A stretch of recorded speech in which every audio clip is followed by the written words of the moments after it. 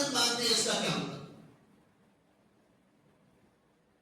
میں اس کو واضح اس لیے کر رہا ہوں، اس مضمون کو کھول رہا ہوں اس لیے کہ لوگوں کو شبہ ہوتا ہے.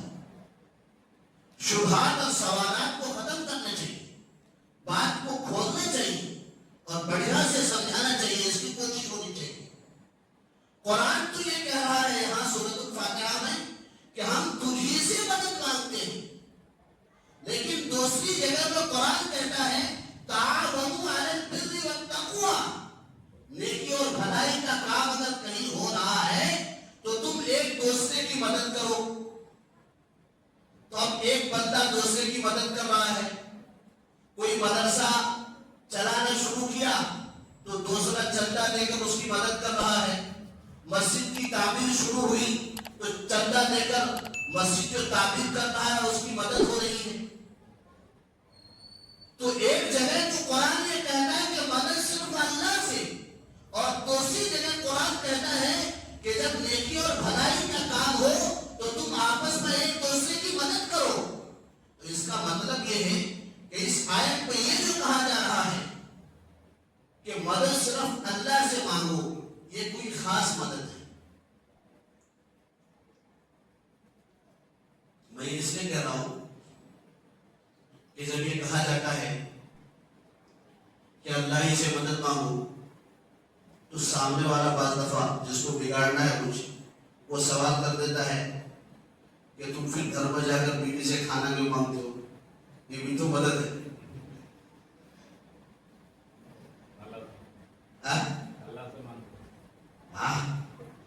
اس قسم کے سوالات آتے ہیں نا کہ اگر مدد صرف اللہ سے مانگنا ہے تو بیوی کے پاس جا کر کھانا کیوں مانگتے؟ تم کہیں جا رہے ہو، مدد صرف اللہ سے مانگنا ہے تو کسی گاڑی والے کو رکا کر مدد مانگ کر اس پر بیٹھ کر کیوں جاتے ہو؟ اور اس بات کو کہنے کے بعد پھر کہتا ہے کہ تم یہ مدد مانگو تو شرک نہیں ہوا، اور ہم اللہ والے سے مانگیں تو وہ شرک ہو جائے گا. اور جذبہ میں آ کر کہتا ہے کہ ہم اور تم میں فرق یہ ہے کہ تم دنیا والوں سے مانگتے ہو، ہم اللہ والے سے مانگتے ہیں. یہ صرف اور صرف دھوکہ ہے. بات کو سمجھ لیجیے توجہ سے. اللہ سے مانگنے کا مطلب کیا ہے؟ اللہ تبارک و تعالیٰ نے دنیا میں ہر چیز کا ذریعہ لگایا ہے. بغیر سبب اور ذریعہ کے کوئی کام نہیں ہوتا.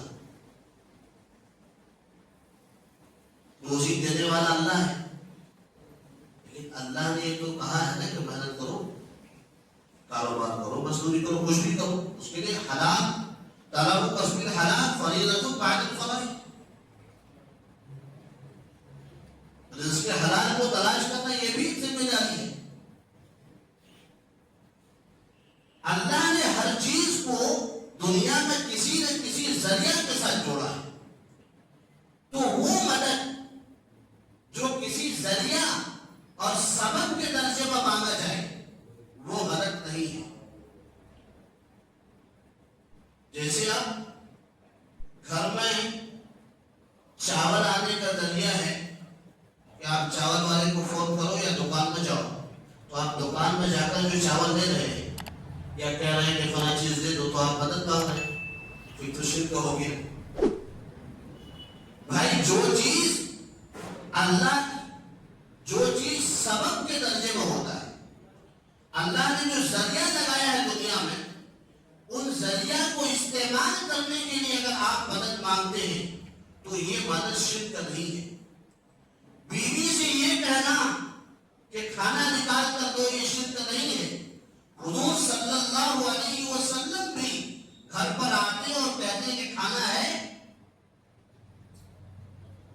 کسی بچے سے یہ کہنا کہ پانی لے کر آ جاؤ یہ شرک نہیں ہے. بغیر سبب اور ذریعہ کے یا مصیبت اور پریشانی میں دعا اللہ سے کرنی ہے. بیمار ہو گئے شفا اللہ سے مانگنا ہے. اولاد کی ضرورت ہے اللہ سے مانگنا ہے. اب اس کو تم کسی غیر سے مانگتے ہو یہ مدد شرک ہے. اور ایاک نعبد و ایاک نستعین میں کہ اولاد مانگنا ہے اس سے مانگو، مصیبت اور پریشانی میں اس کو پکارو، بیماری میں شفا کے لیے اس کو پکارو، دعا اس سے کرو، ڈاکٹر کے پاس جاؤ، ایک ذریعہ ہے، دوا لے لو، لیکن عقیدہ یہ رکھو، دعا اللہ سے مانگو، عقیدہ یہ رکھو کہ ڈاکٹر اور دوا ایک ذریعہ ہے، شفا دینے والا اللہ ہے۔ بات سمجھ پا رہی ہے نہیں؟ تو اس قسم کے دھوکے میں نہیں پڑنا چاہیے کہ گاڑی میں تم بیٹھ کر چلے گئے تو وہ شرک نہیں ہوا اور یہ شرک ہو گیا۔ قرآن و سنت کو سمجھنے کے لیے دماغ چاہیے، عقل سلیم چاہیے، اسی لیے ہمیشہ یہ دعا کرتے رہنا چاہیے